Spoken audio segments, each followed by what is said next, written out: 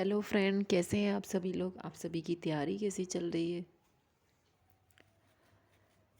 अब एसआई के भी नोटिफिकेशन आ गया है। अप्रैल में आप लोगों के फॉर्म भरने स्टार्ट हो जाएंगे, उनको ज़रूर भरिएगा और इसीलिए उनकी तैयारी भी अभी से कर लीजिएगा। आप लोगों का उसमें करंट अफेयर जितने भी आप लोगों के पार्ट है उसको ज़रूर कीजिएगा।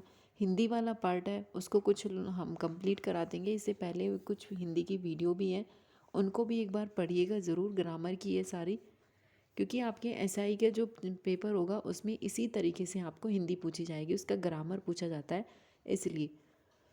और साथ में अगर आप लोग हमें कमेंट करेंगे कि हम हिंदी का आप लोगों को थोड़ा सा सिलेबस करा दें एसआई का, तो हम करा सकते हैं, लेकिन उसके लिए आपको सिर्फ हमें कमेंट करना होगा कि आप हमें हिंदी पढ़ाइए या फिर उसका ग्रामर करा दीजिएगा। तो आपको हम यह 10-15 वीडियो में ही आपको पूरा ग्रामर करवा देंगे एसआई का ही।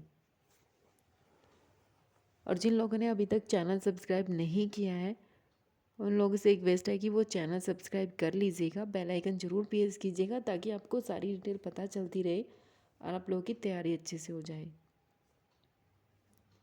कल सीटेट का रिज़ल्ट आ चुका है, आप सभी ने, आई होप सब ने अपना रिजल्ट देख लिया होगा। जिनका नहीं हुआ वो नेक्स्ट सीटेट की अपनी तैयारी कीजिएगा, और जिनका हो गया है वो अपने सुपर टेट की तैयारी में लग जाएगा अभी से, क्योंकि आप लोगों का कभी भी आ सकता है जूनियर वाला है, एडेड कॉलेज वाले।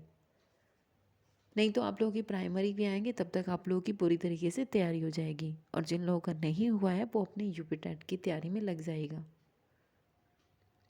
क्योंकि आपको फिर बाद में सुपर टेट की तैयारी के लिए कम टाइम मिलता है, जिससे आप लोगों की तैयारी कम हो पाती है। आप अभी से ही तैयारी में लगेंगे तभी आप लोगों की होगी। और लाइक करना मत भूलिएगा चैनल को।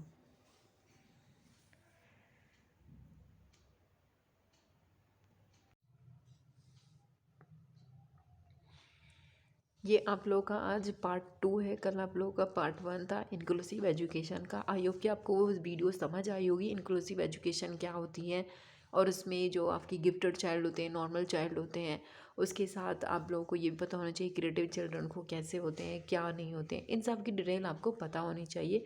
इंक्लूसिव एजुकेशन क्या होती है, उसमें सभी बच्चों को एक साथ पढ़ाया जाता है, चाहे वो किसी भी प्रकार की डिसेबिलिटी हो। लेकिन अगर कोई बच्चा पूरी तरीके से डिसेबल है या फिर पूरी तरह ब्लाइंड है, उसको बिल्कुल दिखाई नहीं देता है, तो उन बच्चों के लिए अलग से सुविधा की जाती है। ठीक है, उसी के साथ आपको एक और ये भी आप लोगों की एजुकेशन है इंटीग्रेटेड। इसका मतलब होता है एकीकृत एजुकेशन। ये इंक्लूसिव एजुकेशन से थोड़ी सी डिफरेंट होती है। उसमें आपने देखा होगा, उसमें हर टाइप के बच्चे आप लोगों को मिलेंगे। उसमें आप लोगों को थोड़े बहुत जो डिसेबल्ड बच्चे होते हैं उनको एक साथ पढ़ाया जाता है, या फिर वो अगर आपको थोड़े बहुत ब्लाइंड मिलेंगे या जिनको कम हियरिंग की प्रॉब्लम होती है, कम सुनाई देता है, इस तरीके से कम दिखाई देता है, दूर से दिखाई नहीं देता है, उनको पास बैठा दिया जाता है। या फिर थोड़े से मन बुद्धि के बच्चे होते हैं, उनको ज़्यादा से ज़्यादा चीज़ें समझानी पड़ती है, कुछ को एक्टिविटी करके भी बताना पड़ता है। तो आपको समावेशी एजुकेशन जो होती है उसमें आपको इसी तरीके से हर टाइप के आपको बच्चे मिलते हैं। लेकिन इंटीग्रेटेड में क्या होता है, ये भी क्या होता है, ये एक प्रोग्राम होता है। Integrated education is the education program है in which exceptional children attempt the class with a normal child. वे क्या करते हैं, एकीकृत शिक्षा जो आपकी है वो एक शिक्षा का ही प्रोग्राम है, जो कि यहाँ पे कुछ अलग बच्चे होते हैं, अटैम्प्ट करते हैं आपके एक नॉर्मल चाइल्ड के साथ, या फिर आपका पूरा पार्ट होता है इसमें फुल टाइम। इसमें बात की जाती है कि आपको इसमें अलग अलग बच्चों को अलग अलग शिक्षा दी जाती है। समावेशी की तरह इसमें सबको एक साथ नहीं दी जाती। अगर कोई बच्चा ब्लाइंड है तो उसको ब्लाइंड वाले अलग कर दिया जाता है, या फिर जिनको ज़्यादा प्रॉब्लम होती है किसी चीज़ की उनको अलग कर दिया जाता है। तो ये थोड़ा सा एकीकृत होता आप लोगों का समावेशी शिक्षा के जैसा ही है, लेकिन आपका जो समावेशी शिक्षा है उस पर इसीलिए ज़्यादा फोकस दिया जा रहा है ताकि सभी बच्चों को समान रूप से समान शिक्षा दी जाए। उनको चाहे अलग अलग एड्स यूज करके सिखाया जाए या फिर किसी भी तरीके से सिखाया जाए।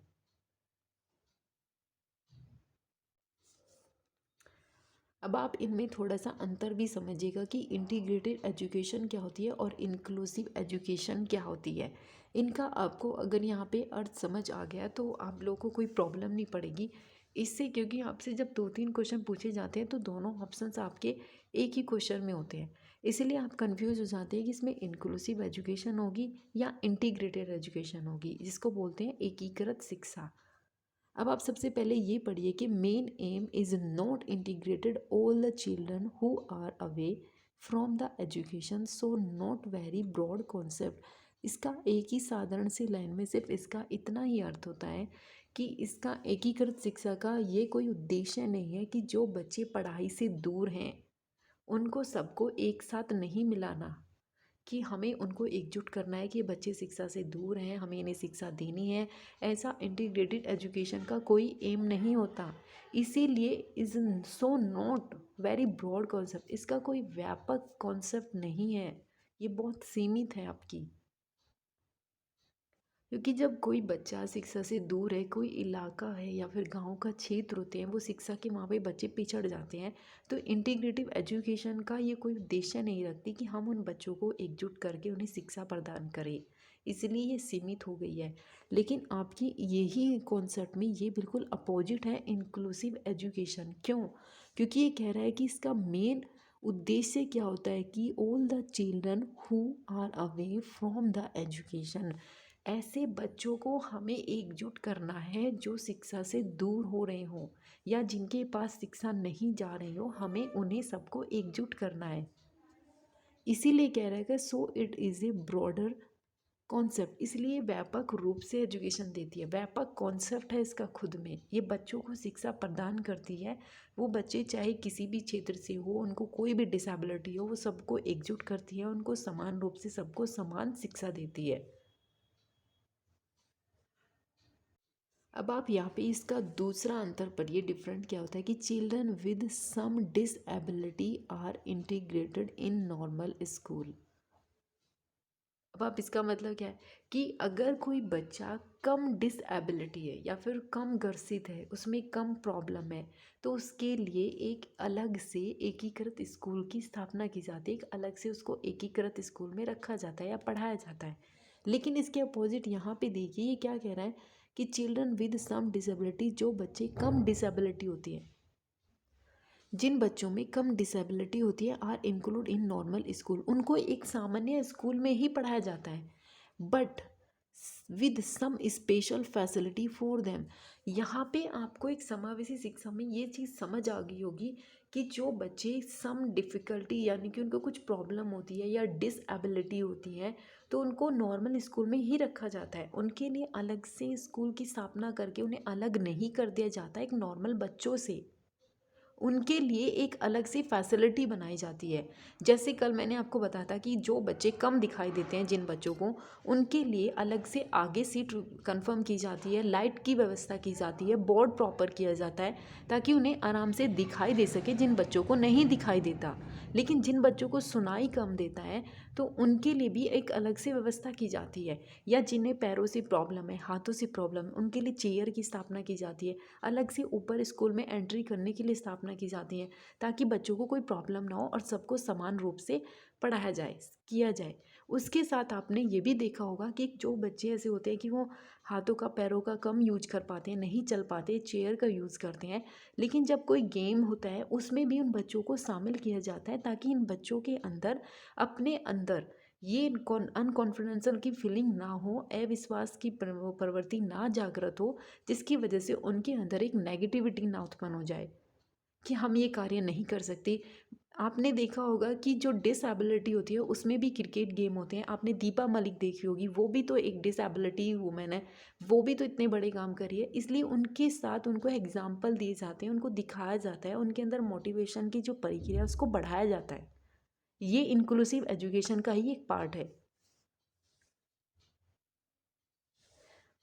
इसलिए इन लोगों के अलग से गेम होते हैं, ओलंपिक्स होते हैं इनके अलग से, सभी के लिए अलग से व्यवस्था की जाती है।